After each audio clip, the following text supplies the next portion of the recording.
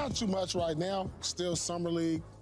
Still trying to work his way into, seems like game shape, NBA game flow.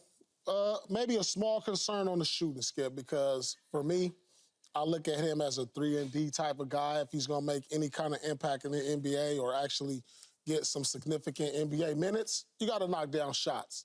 Now, you know, yeah, we could talk about he's playing NBA-level defense, but I don't care what kind of defense you're playing at the NBA level. If you can't knock down shots, you won't get on the floor. So, you know, so in saying that, still summer, still time to develop. So I wouldn't put too much stock in the summer league. You know, just you look at Connect, he's giving you 20, 25. Do you think that's going to translate to an NBA game? I don't know. I've seen guys average 30 lead the summer league in scoring and then can't throw a rock in the ocean when they get into the NBA game because you got players that are bigger, stronger, faster, better. So, you know, it's not a huge concern right now. You know, but I would like him to start developing some type of consistency with his shot. That's the only little concern right there. I don't expect him to be a major scorer. I don't expect him to be a superstar. But I do expect him to at some point start knocking down shots because that's what I see him as. If he's going to develop into anything in the NBA situation, you got to make shots. It's just plain and simple. That's it. So what you say cause for concern? What would be, I guess my question would be, what would be the concern, Skip? Tee me up. That he's just not ready to play any big league minutes, as in for the real live Lakers. Yeah. And yet you've made what I think is a great point that maybe he's better doing that than this. Maybe he belongs with the real live Lakers in real live games where that would bring out the better in him, if not the best in him. Okay, But you got to show me an audition first before we get to the stage. So what you just said to me, Skip, right, and laid it out for me, I am concerned. Yeah. And the reason I'm concerned is because I want to see him, to Paul's point, I want to see him offensively, and even from a defensive standpoint, because you're going up against different, this is little boy stuff. You get ready to go to the big boy stuff. So it's concerning because I want to see him take advantage of this right now, being 0 for 12 from 3, 6 of 26 from the field, one chippy elbow created shot by himself. Everything else is layups. Yep. You know, so I want to see him take that and expand on it and get better at it right now. So when you get to the big boy stuff, there won't be conversations about whether or not you could actually do it. That's the problem. Now, is his confidence shaking a little bit? Probably so. Will he ever say it? Probably not. Do I think he has... Although he did say the other night, I'm in a little slump. That was what he said after the game. I'm in a little slump. That would be an understatement. All right. But when you look at his ability, he has some ability. But I think what happens in this situation a lot of times, though, Skip, is we, and I'm putting myself in the media as of right now, it's been as of right now. Maybe tomorrow you're playing again. Your athlete days is over with. Yeah, but I'm not a media member. I have no pass that says media. And here, it's so much disservice to this young man in post-game.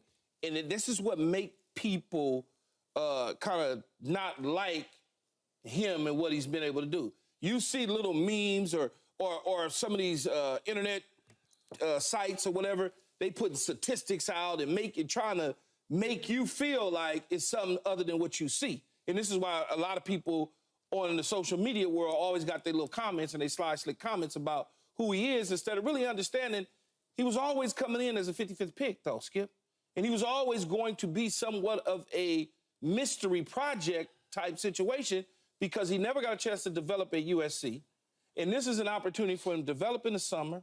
Now, whether or not he goes back and forth to the G League, which I think that's probably what's going to wind up happening, he's going to ping pong back, play the G League, let's call it on a Monday, and back up to the NBA for a Thursday night game, back to the G League for the weekend. I think that's kind of the way the start of his career is going to go. So, yeah, I am concerned a little bit because he's got to just do better. And he will, I think. I think he will. Okay. I'm going to say this again before I launch. I really, from a distance, like this kid. I like the way he handles himself because no kid in the history of the world has come up in more of a spotlight than he has because he'll never get away from the fact that he is LeBron James Jr. and his father is the greatest scorer in the history of basketball, NBA basketball.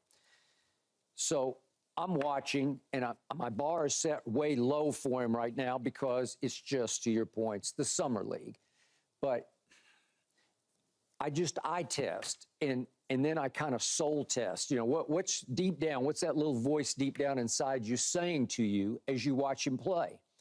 And I'm not expecting a whole lot. I'm just looking for the ABCs of it, the fundamentals of it, and just kind of what's your biggest takeaway as you watch him move up and down the floor?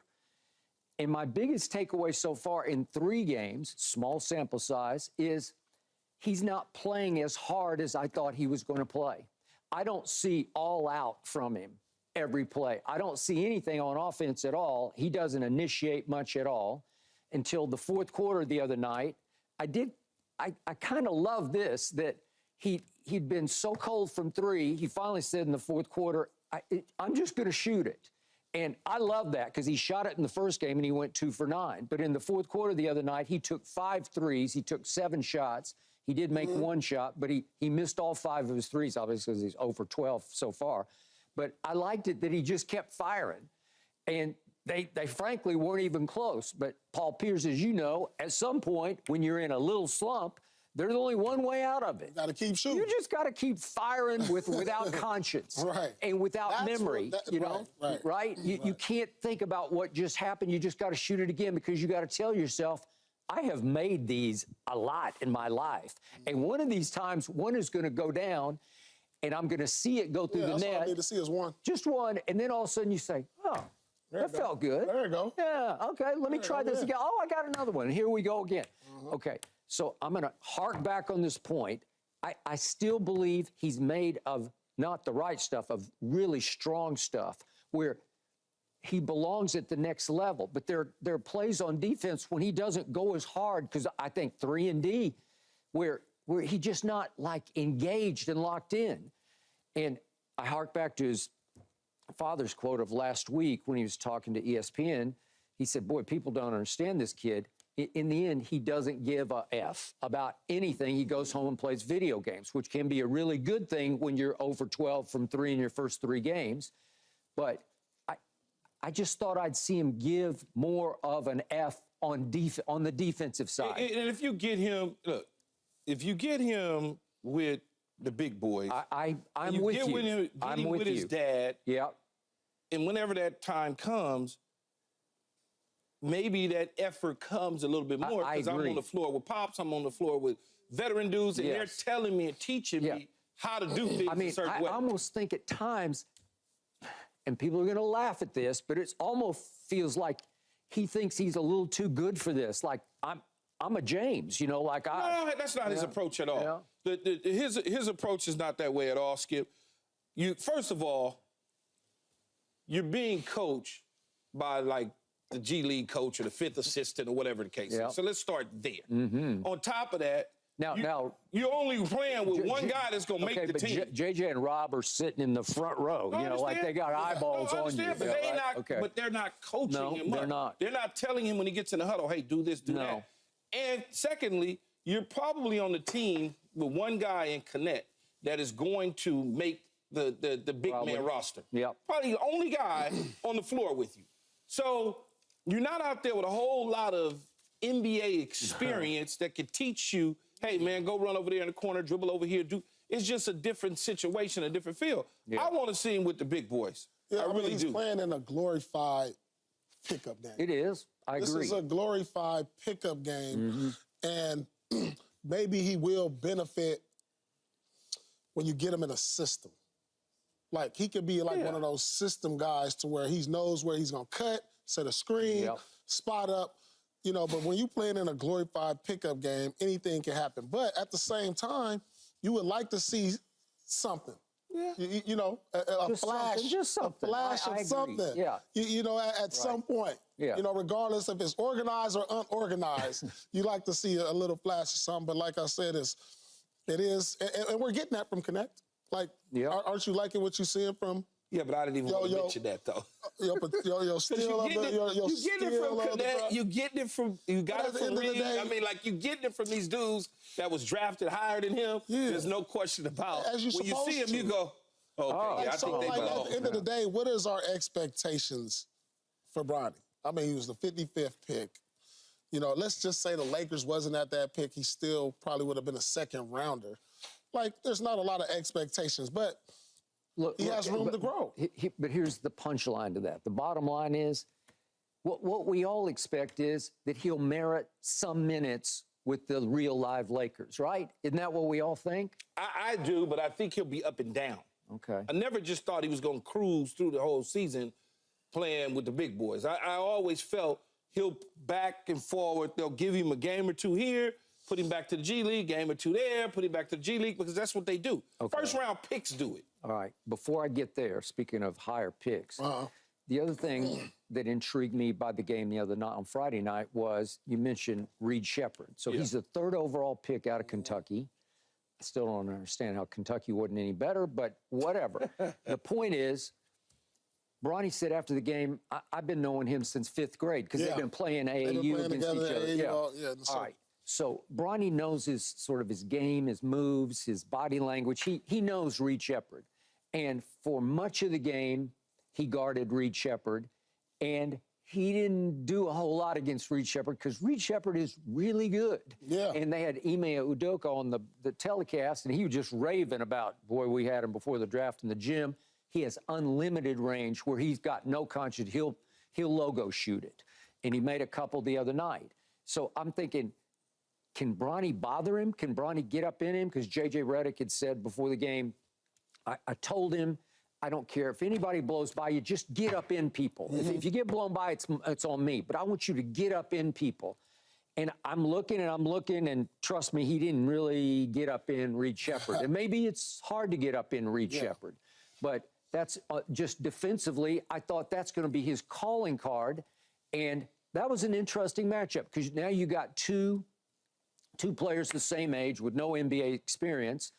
Now, one went 3rd overall and one went 55th, so that's 52 spots down. But still, I just wanted to see a flash where I said, ooh, he got him there. But, but Reed was mostly getting Bronny, okay? Yeah, but Bronny got to learn NBA defense. Like, truthfully, Skip, you don't even see a lot of guys. It's only like maybe 1 or 2 guys that I see picking up full court in the league because of the skill level of the players and everything. Like, you got Drew Holiday probably still picks up full court, and Alvarado from New Orleans. He does. He picks up. So, if he's going to play with that type of motor, I mean, it's tough. Like, you got to learn, like, college defense and NBA defense is 2 different things. I'm going to tell you that because there's certain things you can get away with in college that you're not going to be able to, you get exposed in the league because everybody can play.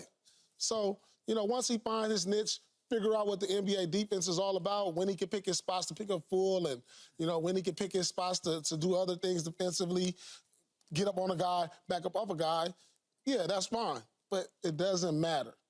If you can't make shots, I don't care how good a defender you are, you're not going to get any significant time in the NBA.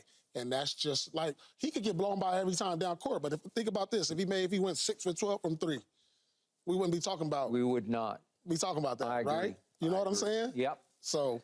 Okay, to both of your points. So Bronny said the other day, he suggested that he would be open to playing in the G League without actually saying the G League. Of course. He said, no shame in that, Skip. No shame. I'm looking forward to play basketball no matter what level, quote unquote, no matter what level he's playing at. Okay. Rich Paul said before the draft, to me, I interpreted the quote as saying no G League for Bronny James. He said no two-way, and I'm just reading into his father, and his father loves this. I mean, obviously, all fathers love their son, but this is like LeBron is obviously can't wait to get Bronny up to his level playing alongside his son. Can't blame him.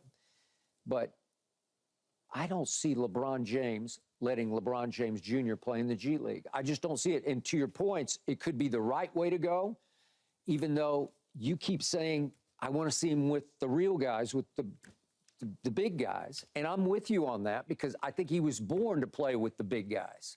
So because of that, my issue with him playing in the G League is, would we just see more of the same? Would we see more of this? G League is structured. They're going to run the same thing, whatever. Sure.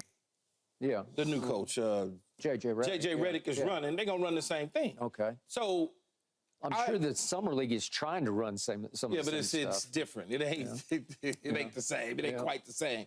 But when you look at it, when I say I want to see him up there with the big boys, when he goes into training camp with his dad and them, they'll put him in the right positions to succeed. They will. Okay, we say, well, he's a 3-and-D guy, knockdown shooter type.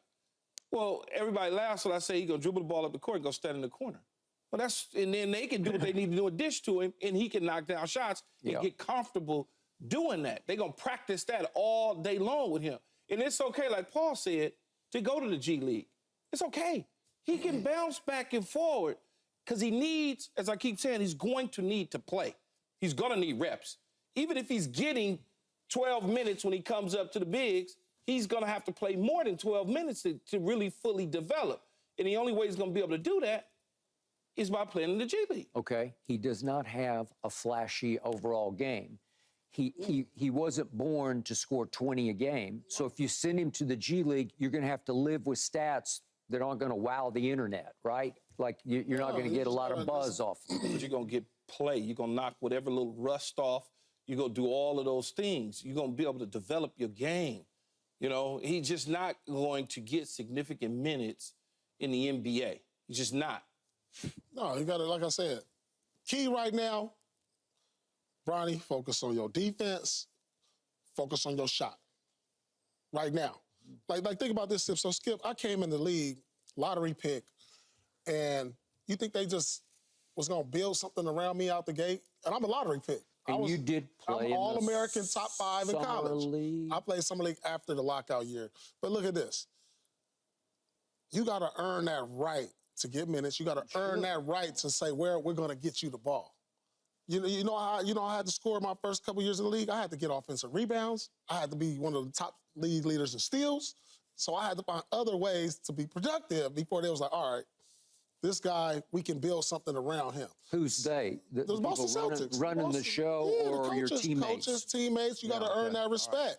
Like, you can't expect Bronny to come in here and be like, oh, you Bronny James, here go the ball now. No, you got to show that you're confident in yourself first before I become confident in you. And so, yes, no shame in going to the G League. Let's go out here and get some reps. Listen, I don't even mind if he's down there for a couple months before we bring him up to the big show. You know, like I said it a couple weeks ago, bring him up around Christmas time. Yeah. You know, let him get like about a couple months in the G League. We'll bring him up around Christmas. That'll be a treat for us fans. Yeah. Maybe the first time he step on the court with his daddy is on Christmas. I would love to see that. Okay. You know what I'm saying? So I think that'll be a treat. You know, most watched game of the year. You know, and that'll be fine with that. But, like, let's let him get some minutes. Let him continue to get better, make mistakes, miss shots, make shots, do all of that.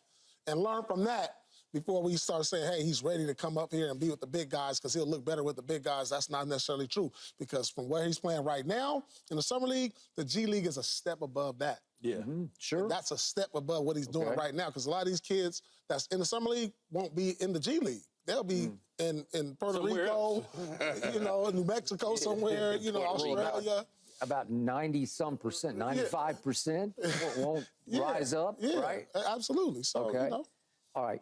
I hear what both of you say about the G League. You're making nothing but sense.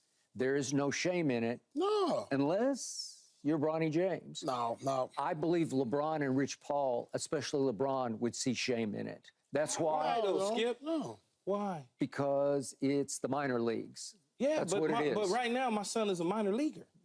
He's not a major leaguer. I can't take my son and put him in the majors. Well, it's not going to benefit him being with the team, as in, like, you know, the big boy team. Because, look, once the season starts, Skip, you know, they don't practice much no more. And that's how you develop. Now, I understand if it was like my era where we practiced every day. Okay, he can stay up here. but they don't practice. Once you get around November, mid-November, you don't have the practice time and the repetition. So all he gonna do every day is get like individual work instead of actual 5-on-5. Yeah. So that's why there's no shame. Like, let's go get these 5-on-5s, you know, so I can like get into a game flow and stay in some type of game shape. Okay. So it makes more sense. This is not a knock. It's just, this is what makes the most sense. I hear you. I'm digging in on this. No G. I'm predicting no G League, and we got a dinner bet on it, right? Yeah, we got a dinner bet on it. I say no. But when you say no G League, you're talking about he ain't gonna get no minutes in the G League? No minutes. No, he'll get some minutes in the G League. No minutes. No minutes. LeBron James Jr. will not play in the G League. That's my prediction. Wow. Yeah. No, the reason it was even brought up, and he brought it up and said he doesn't mind because he realizes that that's probably the path that he's going to have to take to get to where he wants to. That's why when the question was posed to him, he's like, his call or his father's call? That Who call would it be? Yeah. It's going to be the organization's call. And who's the organization? His father. Okay. Exactly. So it's his father's call. That is. His dad is smart enough to know. Again, it's not a negative. It's not a bad thing. Okay, I understand. You make nothing but sense. Yeah. I'm the LeBron that I've watched low these many years. He's going to say no to this because that same LeBron said about mid-season last year, he was watching some game up on the screen and he said to the reporters, my son is better than a lot of these dudes who are playing. He said that. And that may still be true. It may be. It may be true. Thanks for watching, Undisputed fans. Do you want more highlights from the show? Make sure to click that subscribe button for all the exclusive content from Undisputed.